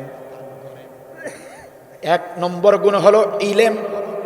কোরআনুল কারীমের যথার্থ ইলম যদি কারোর ভিতরে থাকে, ইসলামী আন্দোলনের কোনো ব্যক্তির কাছে যদি কোরআনের যথার্থ ইলম থাকে, এক নম্বর গুণ। দুই নম্বর গুণ হলো যথার্থ ইলম অনুযায়ী ওই ব্যক্তি যদি যথার্থ আমল করে। কথা কি বোঝা যায়? তিন নম্বর হলো ওই ব্যক্তির ভিতরে যদি পরিপূর্ণ তাকওয়া থাকে। এক নম্বরে ইলম, দুই নম্বরে আমল, তিন নম্বরে তাকওয়া। এই তিনটি বৈশিষ্ট্য যদি কোনো ব্যক্তির ভিতরে জাগে, কোনো ব্যক্তির ভিতরে যদি থাকে, যদি কোনো ব্যক্তির ভিতরে বিদ্যমান থাকে, মুফাসসিরিনে কিরামগণ বলেন আল্লাহ রাব্বুল আলামিন ওই ব্যক্তিকে কিছু আধ্যাত্মিক শক্তি ক্ষমতা দান করেন। চিৎকার দিয়ে বলেন সুবহানাল্লাহ। সম্মানিত ভাইয়েরা আমার, আধ্যাত্মিক ক্ষমতা কারে বলে? হযরত ওমর রাদিয়াল্লাহু তাআলা আনহু জুমার সালাতে খুতবা দিচ্ছেন, জুমার নামাজের আগে খুতবা দিচ্ছেন। খুতবার ভিতরে হঠাৎ করে তিনি একদিন চিৎকার শুরু করে দিলেন, ইয়া সারিয়াতাল জাবাল। খুতবা দিচ্ছেন হযরত ওমর, খুতবার মধ্যে হঠাৎ অপ্রাসঙ্গিক কথা, ইয়া সারিয়াতাল জাবাল, ইয়া সারিয়াতাল জাবাল, এবং চিৎকার শুরু করে দিলেন, ইয়া সারিয়াতাল জাবাল, পাহাড়ে উঠো, পাহাড়ের দিকে যাও, তোমরা পাহাড়ের দিকে যাও। কথা কি বুঝতেছেন? খুতবার মধ্যে এই কথা। আপনাদের মসজিদে জুমার নামাজে খতিব সাহেব খুতবা দেয় না? খুতবার মধ্যে হঠাৎ করে খুতবা দিতেছেন, হঠাৎ করে বলতেছেন পাহাড়ের দিকে ওঠো, পাহাড়ের দিকে যাও। কেমন হয়ে গেল না? কি কয় হুজুর? এটা কি থুয়া কি কয়? হ্যাঁ, কি ব্যাপার, ঘটনা কি? হুজুর খুতবা বাদ দিয়ে এগুলো কি বললো, কি ব্যাপারটা কি? কি বলবেন না আপনারা? বলবেন না? মসজিদে নববীর ভিতরে মুসল্লিরা অবাক হয়ে গেলেন। হযরতে ওমর, তিনি ওই সময়ের রানিং প্রেসিডেন্ট। হযরত ওমর খুতবার ভিতরে বলেন, ইয়া সারিয়াতাল জাবাল, এ পাহাড়ে উঠে যাও, পাহাড়ে উঠে যাও। মুসল্লিরা সবাই থমকে গেলেন, চমকে গেলেন, অবাক হলেন। নামাজ যখন শেষ হয়ে গেল, হযরতে ওমরকে মুসল্লিরা ঘিরিয়ে ধরল। ইয়া আমিরাল মুমিনিন, খলিফাতুল মুসলিমিন, কোনদিন তো এমন করেন নাই, আজকে হঠাৎ খুতবার ভিতরে অপ্রাসঙ্গিক কথা বললেন। চিৎকার করে বললেন পাহাড়ের দিকে যাও, পাহাড়ে ওঠো, পাহাড়ের দিকে যাও। কাকে বললেন, কেনই বা বললেন? আমরা তো কিছুই বুঝতে পারি নাই। হযরত ওমর ডাকতে বলে, সাহাবীরা শোনো, ও আল্লাহর নবীর সাহাবীরা শোনো, আমি যখন খুতবা দিচ্ছিলাম আল্লাহ রাব্বুল আলামিন আমাকে জানালেন, ও হযরত ওমর, তুমি খুতবা দিচ্ছ আর ওইদিকে দেখো পারস্যের জমিনে তুমি যাদেরকে যুদ্ধ করার জন্য পাঠিয়েছো, মুসলিম সৈন্যরা পারস্যের জমিনে কাফেরদের সঙ্গে যুদ্ধ করতেছে। তুমি খুতবা দিচ্ছ, তুমি তো খবর জানো না রে ওমর। ওই যে পারস্যের জমিনে যাদেরকে তুমি পাঠিয়েছো, ওই মুসলিম সৈন্যরা কাফেরদের ধাওয়া খেয়ে সামনের দিকে দৌড়াচ্ছে। পিছনে কাফের বেঈমানরা পিছনে পিছনে, আর সামনে সামনে তোমার মুসলিম সৈন্যরা দৌড়াচ্ছে, নিজেদের জান বাঁচানোর জন্য দৌড়াচ্ছে। ও হযরতে ওমর, তোমার ওই মুসলিম সৈন্যরা যদি পাহাড়ে না উঠে, যদি উপত্যকার দিকে ওঠে, বাম পাশে উপত্যকা, ডান পাশে পাহাড়, যদি উপত্যকায় উঠে যায়, তাহলে নির্ঘাত তোমার মুসলিম সৈন্যরা মারা পড়বে। আর যদি তোমার সৈন্যরা ডান দিকে পাহাড় রয়েছে, ওই পাহাড়ে যদি উঠে যায়, তবেই তোমার সৈন্যরা নিজেদেরকে হেফাজত করতে পারবে এবং বিজয় ছিনিয়ে আনতে পারবে। হযরতে ওমর, তোমার সৈন্যরা উপত্যকার দিকে দৌড়াচ্ছে, তাদেরকে নির্দেশনা দাও, তারা যেন উপত্যকায় না ওঠে, তারা যেন পাহাড়ে উঠে যায়। চিৎকার দিয়ে বলেন সুবহানাল্লাহ। আল্লাহর নবী সাহাবীরা, এটা আমি জানার সঙ্গে সঙ্গে আমি বলে দিলাম আমার মুসলিম সেনাপতিকে, এটা বলে দিলাম পাহাড়ে উঠো, উপত্যকায় যেন না ওঠে, কারণ উপত্যকায় উঠলে তারা মারা পড়বে, তাদেরকে খুঁজে খুঁজে ধরে মেরে ফেলবে কাফেররা। আর পাহাড়ে গেলে তাদেরকে খুঁজে পাবে না, পাহাড়ে গেলে তারা বাঁচবে এবং বিজয় অর্জন করে ফিরতে পারবে। এটা আমি শুনেই তাদেরকে আমি নির্দেশনা দিলাম, আমি চিৎকার করে তাদেরকে বলে দিলাম পাহাড়ে ওঠো, পাহাড়ে উঠে যাও। সমস্ত সাহাবীরা হযরতে ওমরের এই কথা শুনে তারা বিশ্বাস করে নিলেন। দুইজন সাহাবী ছাড়া বাকিরা সবাই বিশ্বাস করলেন। তারা বললেন, হযরতে ওমর তো মিথ্যা বলার মানুষ না। কথা কি বুঝতেছেন আমার? আরে পারস্য মানে বর্তমান ইরান, হাজার হাজার মাইল দূর, মদিনা থেকে হাজার হাজার মাইল দূরের ইরানে হচ্ছে যুদ্ধ। আর হযরত ওমর আমাদের ইমাম কি কয়, এখান থেকে বলে দিলাম পাহাড়ে উঠো, উঠো, উপত্যকায় উঠো না। আপনারা বিশ্বাস করতেন? আজকেই বসা লাগবে, আমাদের বসেন সবাই, ইমামটা বিদায় দিয়ে দেবো আজকে। গাঁজাখুরি কথা শুরু করছে ইমাম সাহেব। হ্যাঁ, বলবো না আমরা? এটা কি বলবেন না আপনারা? মুখের কথায় বলে, হাজার মাইল দূরে বলে মুসলিম সেনাপতি নাকি শুনবে, পাহাড়ে ওঠার কথা উনি শুনবে এখান থেকে? আল্লাহর নবীর সাহাবীরা বিশ্বাস করলেন। কেন বিশ্বাস করবে না বলেন? এটা তো সেই হযরতে ওমর, যে ওমরের সম্পর্কে বিশ্বনবী বলেছেন আমার পরে কোনো নবী নাই, যদি কেউ হতো সে হতো হযরতে। কেন ওমরকে বিশ্বাস করবে না বলেন? বিশ্বনবী বলেছেন হযরতে ওমর শুধু জান্নাতি নয়, বৃদ্ধ বয়সের লোকেরা যারা জান্নাতি মানুষগুলো মরবে, এই যে পাকা দাড়িওয়ালা মানুষ যারা আছেন, যারা বৃদ্ধ হয়েছেন, বৃদ্ধ অবস্থায় যারা মারা যাবেন, আপনাদের ভিতরে বৃদ্ধ মানুষগুলোর ভিতরে যারা জান্নাতে যাবেন, তাদের সর্দার হবে হযরত ওমর। সুবহানাল্লাহ বলবেন না? বৃদ্ধদের সর্দার নবী বলেছেন সে হবে বৃদ্ধদের সর্দার। তাহলে কেন বিশ্বাস করবে না ওমরের কথা? হযরত ওমর তো সেই ব্যক্তি যাকে আল্লাহ রাব্বুল আলামিন দুনিয়াতে জান্নাতের সুসংবাদ দিয়েছেন। সেই লোক তো মিথ্যা বলতে পারে না। সাহাবীরা মনে করলেন হতে পারে আল্লাহ রাব্বুল আলামিন আধ্যাত্মিক শক্তির মাধ্যমে তাকে জানিয়েছেন। সুবহানাল্লাহ বলেন। দুজন সাহাবী বিশ্বাস করলেন না, তারা বুদ্ধি করলেন প্রমাণ করবে তারা আসলেই হযরত ওমরের কথা সত্য না মিথ্যা, প্রমাণ করবে। দুজন আল্লাহর নবীর সাহাবী তারা কি করলেন, যেদিন ওই মুসলিম সেনাপতি মুসলিম সৈন্যরা যেদিন মদিনায় ঢুকবে, মদিনার প্রবেশদ্বারে গিয়ে দাঁড়িয়ে রইলেন। প্রথমেই যেন তাদের সঙ্গে দেখা হয়, অনেক দূর রাস্তায় গিয়ে দুজন ব্যক্তি দাঁড়িয়ে রইলেন। মুসলিম সেনাপতি কাফেলা নিয়ে যখনই মদিনায় ঢুকবে, দেখা হয়ে গেল আল্লাহর নবীর এই দুজন সাহাবীর সঙ্গে। আল্লাহর নবীর এই দুজন সাহাবী ডাকতে বলে, ও মুসলিম সেনাপতি, তোমার সঙ্গে আমাদের জরুরি একটা কথা আছে, এই কারণে অনেক দূর পথে গিয়ে তোমার জন্য দাঁড়িয়ে আছি।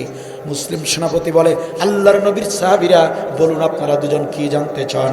আল্লাহর নবীর দুজন সাহাবী বলেন, ও মুসলিম সেনাপতি, পারস্যের জমিনে কাফের বেঈমানদের বিরুদ্ধে যুদ্ধ করতে তোমরা গিয়েছিলে, বিজয় অর্জন করে ফিরেছ, আমাদের খুব ভালো লাগছে। শুধু একটা কথা জানতে চাই, যুদ্ধের ময়দানে এমন কোনো ঘটনা ঘটেছিল নাকি? মনে করো কাফেররা এক সময় তোমাদেরকে আক্রমণ করে বসলো, তোমরা তাদের সাথে পারছিলে না, কাফেররা তোমাদেরকে ধাওয়া করলো, তোমরা সামনের দিকে দৌড়াতে শুরু করলে, কাফেররা পিছনে পিছনে, তোমরা সামনে সামনে, ডান পাশের পাহাড়, বাম পাশে একটা উপত্যকা, তোমরা কোথায় যাবে বুঝতে পারতেছো না, তোমরা উপত্যকার দিকে দৌড়াচ্ছিলে, তোমরা উপত্যকার দিকে দৌড়াচ্ছিলে, আর পিছনে পিছনে কাফেররা তোমাদেরকে ধাওয়া করেছে। এমন কোনো ঘটনা তোমাদের মধ্যে এরকম যুদ্ধের ময়দানে ঘটেছে কিনা, এতটুকু শুধু জানতে চাই। মুসলিম সেনাপতি ডাকতে বলে, ও আল্লাহর নবীর সাহাবীরা, আশ্চর্যজনক ঘটনা, এটা কেমনে হয়, এটা কিভাবে সম্ভব? এই ঘটনা তো আমি এখন পর্যন্ত কাউকে বলি নাই, আমরা তো মদিনাতেই ঢুকি নাই, অথচ তোমরা দুজন কেমনে জানতে পারলা? হ্যাঁ হ্যাঁ, এমন ঘটনাই তো ঘটেছিল জুমাবারের দিন দ্বিপ্রহরের সময় এমন একটা ঘটনা ঘটেছিল, কাফেররা আমাদেরকে ধাওয়া করলো, আমরা জায়গা খুঁজে পেলাম না, সামনের দিকে দৌড়ালাম, ডান পাশে পাহাড়, বাম পাশে উপত্যকা, আমরা বাম পাশে ওই উপত্যকার কাছে যখন চলে গেলাম, ওই মুহূর্তে হযরতে ওমরের কণ্ঠ আমাদের কানে ভেসে আসলো। হযরতে ওমর বললেন, ইয়া সারিয়াতাল জাবাল, পাহাড়ে উঠে যাও, পাহাড়ের দিকে যাও। হযরতে ওমরের নির্দেশ শুনে আমরা উপত্যকায় না উঠে পাহাড়ে উঠে গেলাম। সেদিন যদি হযরতে ওমর এই নির্দেশনা না দিতেন, আজকে আমরা এই বিজয়ের নিশান নিয়ে বাড়িতে ফিরতে পারতাম না। মুফাসসিরিনে কেরামগণ বলেন, ইসলামী আন্দোলনের কোন মুজাহিদ বান্দা যদি ইলম, আমল এবং তাকওয়ায় যদি পরিপূর্ণ হয়ে যায়, ইলম, আমল আর তাকওয়ায় যদি পরিপূর্ণ হয়ে যায়, মুফাসসিরিনে কেরামগণ বলেন আল্লাহ রাব্বুল আলামিন তাকে আধ্যাত্মিক কিছু শক্তি, ক্ষমতা দান করেন। সুবহানাল্লাহ বলেন। আমার ভাইরা, এমন একজন হযরতে ওমরের মতো এমন একজন আলেম, আধ্যাত্মিক শক্তি ক্ষমতার অধিকারী, এরকম একজন আধ্যাত্মিক আলেম আমাদের এই দেশেও ছিলেন। জালিমরা শেষ পর্যন্ত তাকে বাঁচতে দিল না। তিনি আর কেউ না, আপনার আমার প্রিয় নয়নমণি আল্লামা সাইদি রহমাতুল্লাহি আলাইহি। বলবেন যে হুজুর প্রমাণ কি উনি আধ্যাত্মিক শক্তির অধিকারী ছিলেন? প্রমাণ আপনারা নিজেরা। জালিম সরকার যখন ক্ষমতায় আসলেন, ক্ষমতায় যখন বসলেন আল্লামা সাইদি, তখনও তিনি গ্রেপ্তার হন নাই। তিনি বললেন, একটি ফুল বাগান নষ্ট হবার জন্য একটা হুতুম পেঁচাই যথেষ্ট। সেখানে ফুল বাগানের ডালে ডালে হুতুম পেঁচা বসে গেছে। একটা হুতুম পেঁচা বসলেই ফুল বাগানের অবস্থা খারাপ, সেখানে ডালে ডালে, গাছে গাছে হুতুম পেঁচা, ফুল বাগানের যে কি অবস্থা হবে আল্লাহই ভালো জানে। বলছে কি বলে নাই? জালিম সরকার এসে কি করলো, প্রত্যেকটা ডালে ডালে, প্রত্যেকটা সেক্টরে সেক্টরে নাস্তিক, মুরতাদ, বেঈমানদেরকে নিয়োগ দিল। কথা বলেন ঠিক কিনা? প্রায় 480 জন হিন্দু ডিসি নিয়োগ দিল, 380 জন ডিসি নয় ওসি, 480 জন হিন্দু ওসি, 64 ডিসির ভিতরে 48 জন হিন্দু ডিসি। মাদ্রাসা শিক্ষা বোর্ডের মতো শিক্ষা বোর্ডের চেয়ারম্যান হলো হিন্দু, ঊর্ধ্বতন কর্মকর্তা সব হিন্দু, নাস্তিক, মুরতাদ। শিক্ষা ব্যবস্থা পঙ্গু করে দিল। বিদ্যুৎ সেক্টর বলেন, গ্যাস সেক্টর বলেন, যত সেক্টর আছে সবগুলোতে ইসলামের দুশ্মন, দেশের দুশ্মনদেরকে বসিয়ে দিল। আল্লামা সাইদি আগেই তিনি বলে দিয়েছিলেন, সুবহানাল্লাহ বলবেন না? তিনি বললেন, আজ কথা আমাকে বলতেই হবে, কারণ আমি দেখতে পাচ্ছি বাংলার ভাগ্যাকাশে উত্তর গগনে কালো মেঘের ঘন ঘটা দেখা যাচ্ছে। বলছেন ঠিক তাই হলো। ইসলামের উপরে, কোরআনের উপরে, আলেমদের উপরে এত অন্ধকার নির্যাতন আর কোনো দিন কোনো যুগে আসে না। সেই আধার কালো ঘন ঘটার ভিতরে আমরা তাকেও হারিয়ে ফেললাম, আল্লামা সাইদিকে, ঠিক কিনা বলেন? তিনি বললেন, তিনি আর কি বললেন? তিনি বললেন, বেশি লাফালাফি কইরো না, 12 কোটি লোক গাছের গোড়ায় এমন ঝাঁকি দিব, মামু বাড়ি দিল্লি গিয়া পালায় বাঁচবা না। বলে নাই? হ্যাঁ, মনে হয় উনি 5 আগস্ট দেখে দেখে বলছে। কথা বলেন না কেন? তিনি বললেন, সময় আসবে এমন ইঁদুরের গর্ত খুঁজে পাবা না। বলছেন আজ থেকে 13-14 বছর আগের সেই বক্তব্য। শুধু এই কথা নয়, তার প্রত্যেকটা ওয়াজ, আলোচনাগুলো একটু শুনে দেখুন। সুন্দর করে অডিও ইউটিউবের ভিতরে আছে, অডিও ভিডিওগুলো, তার ওয়াজ শুনে দেখুন। সে যে কথাগুলো আজ থেকে 15 বছর 20 বছর আগে যে কথাগুলো বলেছেন, আপনার মনে হবে বর্তমান সময়ের দৃশ্য দেখে দেখে তিনি কথাগুলো বলেছেন। এই জন্য মুফাসসির বলেছেন, ইলম, আমল, তাকওয়া। ইসলামী আন্দোলনের মুজাহিদদের ভিতরে যদি 3টা জিনিস ঢুকে যায়, আল্লাহ তাআলা তাদেরকে কিছুটা আধ্যাত্মিক শক্তি দিয়ে দেন। ছিলেন আমাদের হীরের টুকরা, আমাদের একটা শ্রেষ্ঠ সম্পদ আমরা হারিয়েছি আমরা। দোয়া করছি আল্লাহ তাআলা আল্লামা সাইদ রহমাতুল্লাহি আলাইহি সহ সমস্ত আলেম যাদেরকে অন্যায়ভাবে হত্যা করা হয়েছে, আল্লাহ তাআলা যেন তাদের সবাইকে শাহাদাতের সর্বোচ্চ মাকাম দান করেন। জিহাদ হচ্ছে সেই আমল, সেই জিহাদের আমল করতেই হবে, কারো ভালো লাগুক বা না লাগুক। জিহাদ করলে যদি জেল খাটা লাগে খাটবো, ওটার বিনিময় তো জান্নাত, এমনি এমনি না। এই আমলটা যত রিস্কি, কঠিন হবার কারণেই তো আল্লাহ তাআলা গুরুত্ব মর্যাদা বেশি দিয়েছে। কথা কি বুঝতেছেন?